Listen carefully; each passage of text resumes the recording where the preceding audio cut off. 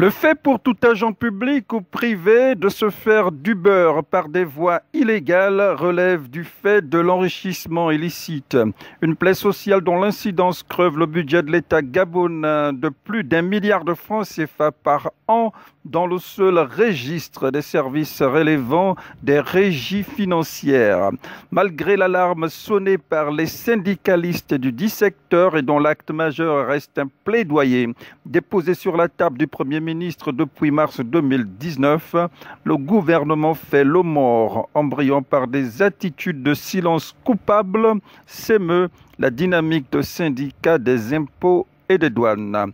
Claudel Bibalou, secrétaire général adjoint du syndicat national des agents de douane. L'estimation que nous avons eue, parce que nous avons déjà, on avait pu travailler sur les 3/4 des effectifs, on était à une moyenne de plus de 1 milliard annuel de primes indues. La commission avait pris la résolution de dire que nous avons trouvé, nous sommes un organe de proposition à la décision.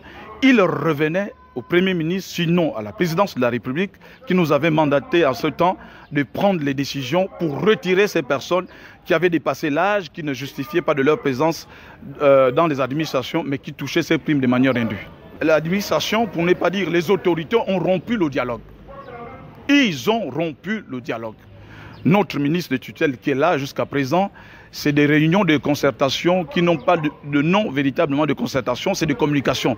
Nous avons des problèmes réels, il faut qu'on s'asseye pour en discuter. Il n'est pas question de nous entretenir avec des dialogues et à la fin on a un cocktail. On n'est plus à ce niveau, on est arrivé au niveau où il faut véritablement proposer et travailler ensemble. Nous sommes des partenaires. Il n'est plus question d'être dans un camp où on dénonce simplement. Nous avons fait des propositions dans le cadre de la commission bipartite et il est question d'examiner si possible, sinon d'appliquer les dispositions qui sont contenues dans les résultats des travaux de la commission bipartite. Cette soustraction frauduleuse qui saigne les caisses de l'État au prix fort est exécutée à l'aide d'un stratagème à plusieurs tentacules visant notamment au sureffectif d'agents, à la multiplication d'affectations des 10 agents bénéficiant par conséquent de plusieurs salaires à leur corde, outre le paiement de primes indues pour ne citer que cela. Nous avons pris par exemple comme résolution en commission bipartite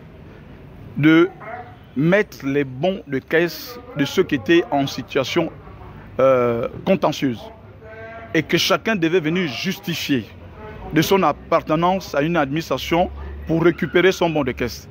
Nous avons eu des situations où des personnes avaient 3 bons de caisse chaque fin de mois parce qu'ils étaient alignés dans les fichiers de primes de 3 directions. Il était question, à la suite de ces travaux, que la seule prime qui devait revenir à ces derniers, c'est la prime où ils travaillent. Et les autres primes devaient repartir dans le budget de l'État. Au moment où nous parlons, je vous dis, ces gens ne sont pas encore retirés du budget de la fiche de prime que nous payons mensuellement. Les dossiers chauds, c'est retirer déjà ces personnes pour alléger la masse salariale. Aujourd'hui, c'est le budget qui supporte tout ça. Ne pas le faire, c'est de cautionner le vol ouvert. Ciel ouvert, c'est un vol que nous légalisons tous lorsque nous nous taisons. Donc il faut déjà retirer ces personnes qui ne doivent pas figurer dans ce fichier pour réduire la masse salariale. Et en plus, il faut ramener les gens à leur juste niveau. Parce qu'on a aussi constaté qu'il y avait des gens qui étaient classés à un niveau très élevé alors qu'ils sont au niveau inférieur. Il y a un certain nombre de recommandations, on a plus d'une vingtaine de recommandations nécessaires pour le bon fonctionnement du paiement des primes au sein des régies financières. Face à la léthargie sous laquelle croule la commission bipartite syndicat-gouvernement visant à faire la lumière sur ces travers, les responsables syndicaux engagés sur ce chantier décident de prendre à témoin leur base. Signe des temps, une assemblée générale a été convoquée le 12 novembre 2019 à la direction générale des douanes. Claudel Bibalou, c'est le secrétaire général adjoint du syndicat national des agents de douane. Nous sommes au regret de vous dire que l'État a mis beaucoup d'argent pour que des commissions soient mises en place, que des intelligences réfléchissent. Mais malheureusement, au moment où nous devons appliquer les résultats de ces travaux, la tutelle, le ministère et la primature ont pris d'autres résolutions. Donc c'est vous dire que nous sommes toujours au point de départ, rien n'a bougé.